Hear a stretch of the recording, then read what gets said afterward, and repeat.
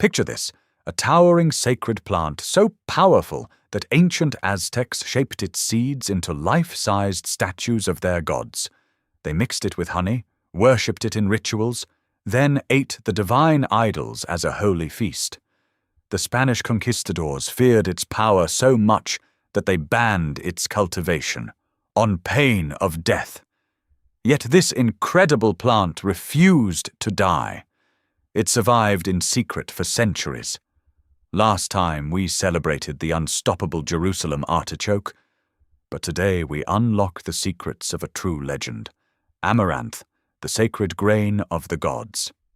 This vibrant nutritional gem delivers complete protein, iron, calcium, and many vitamins.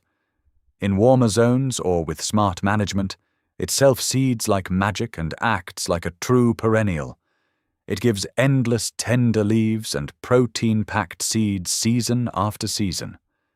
It laughs at scorching heat, thrives in poor soil, and keeps producing when other crops have already given up. Stick with me right now. I'm revealing exactly how to grow it like a pro, the best varieties, and why it deserves a prime spot in every thriving garden like others, such as sunchokes and ashitaba. You're going to be surprised, you bet.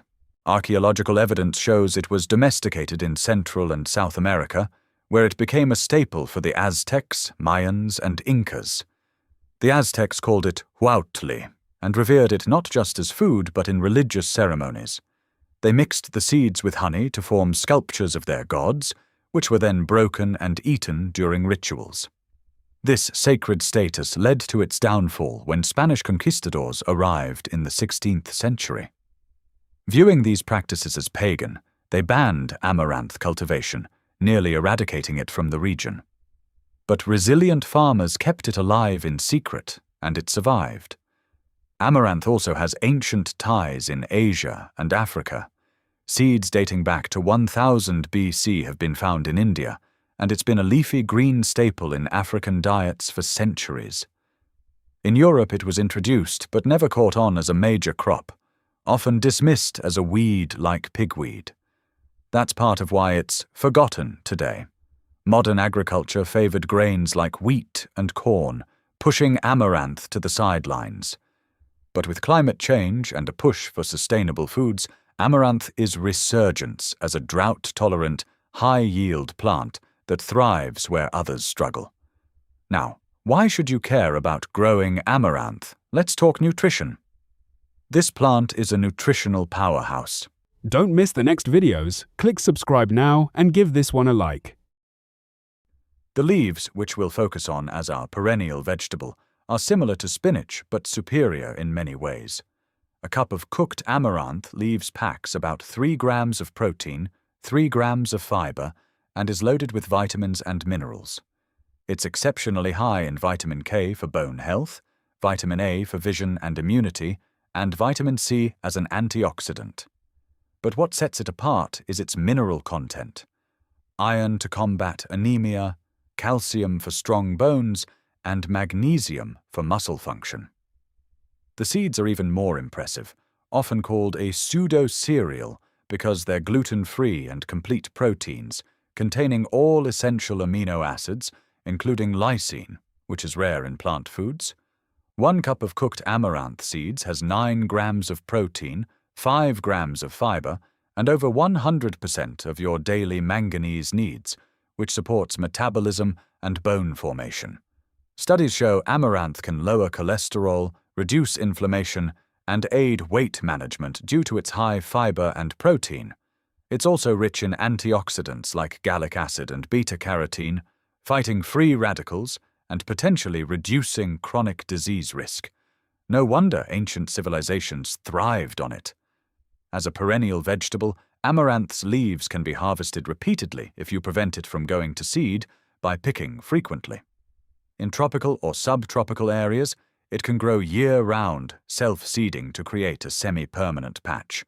Even in cooler climates, it acts as an annual but reseeds prolifically, making it low maintenance. Look at this beautiful amaranth patch in a garden.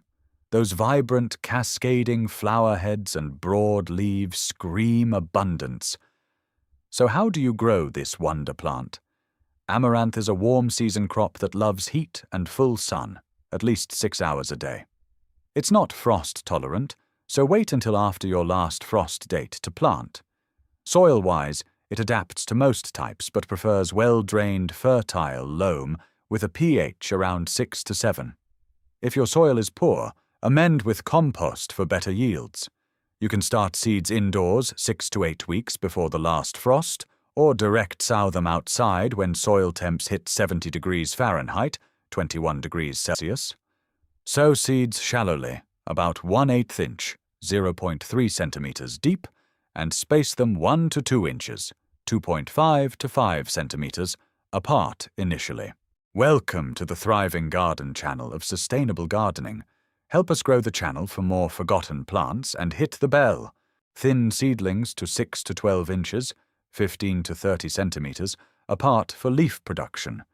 Closer for tender greens, wider for larger plants. For a perennial-like setup, plant in a dedicated bed and let some go to seed for natural reseeding. Water regularly until established. Amaranth is drought-tolerant once rooted, but produces better with consistent moisture. Mulch to retain soil moisture and suppress weeds. Fertilize lightly with a balanced organic fertilizer, as too much nitrogen can make leaves bitter. Harvesting is easy and ongoing. Pick young leaves and shoots when they're 3 to 6 inches, 7.5 to 15 centimeters, long for the best flavor. They're tender and mild. You can harvest the entire plant or just the tips to encourage bushier growth. In warm climates, frequent harvesting prevents seeding, allowing year-round picking. For seeds, let flower heads mature, then cut and dry them upside down in a bag to catch the tiny grains. Here's another stunning example of amaranth thriving in a garden bed. Those red plumes add such drama. Common varieties for vegetable use include red garnet for striking purple-red leaves, green callaloo for mild greens, and burgundy for both leaves and ornamental value. Elephant head is fun for its massive seed heads, while plainsman is a grain type that's also leafy. Pests and diseases? Amaranth is resilient, but watch for aphids, flea beetles, or leaf miners. Use neem oil or insecticidal soap. Root rot can occur in soggy soil, so ensure good drainage. In humid areas, fungal issues like powdery mildew might appear. Space plants for airflow, and avoid overhead watering. Now let's get to the fun part, using amaranth in the kitchen. The leaves are versatile, tasting like a cross between spinach and chard with a slight earthiness. Young leaves can be eaten raw in salads, but mature ones are best cooked to reduce oxalates. A simple favorite is stir-fried amaranth greens. Heat oil in a wok, add minced garlic and onions, toss in chopped leaves, and stir-fry for 2 to 3 minutes with a splash of soy sauce. Season with salt and pepper. Delicious over rice. Check out this vibrant stir-fry dish. The purple hues from the leaves make it visually appealing too. For a heartier option, try amaranth stew. Sauté onions, tomatoes, and spices, add chopped leaves, and simmer with broth for 10 minutes. In African cuisines, it's often cooked with peanuts or coconut milk for creaminess. Boiled amaranth greens are a Greek classic called vlita. Boil until tender, drain, and dress with olive oil and lemon. Simple and refreshing. Don't forget the seeds. Pop them like popcorn for a nutty snack, or cook like quinoa. 1 part seeds to 2.5 parts water. Simmer 20 minutes. Add to soups, salads, or bake into bread for extra nutrition.